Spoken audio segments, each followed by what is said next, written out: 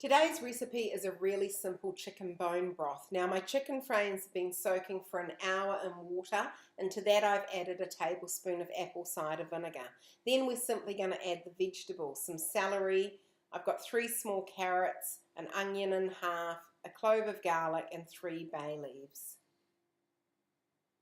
Then I'm adding some whole cloves, I've got 3 of those, and some peppercorns. Now I've brought this up to the boil, and that throws any scum to the top, which we're then just going to remove with a spoon. Reduce the heat then to a slow simmer, and that's going to cook for 24 hours. 24 hours later, it's reduced by about a third. I've let it do that today because I've only had 2 chicken frames in there. So now I can strain it through a colander into 2 large bowls. I'm going to let it cool slightly before I put it in the fridge. What you'll find when it's cooled down is the fat will form a layer on the top. Be really careful at this stage because the broth is really hot and you don't want to burn yourself.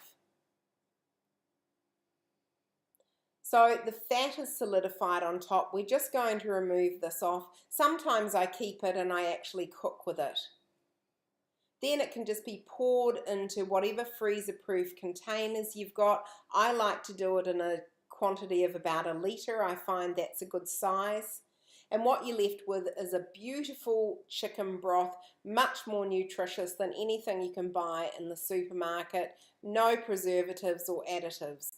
So I hope you've enjoyed today's video. The recipe will be in the box below, and don't forget to give us a big thumbs up and like today's video, or subscribe to my channel to get my weekly videos to your inbox. If you've got any questions or comments, or just want to drop me a line and let me know how you've used your chicken broth, I'd love to hear from you.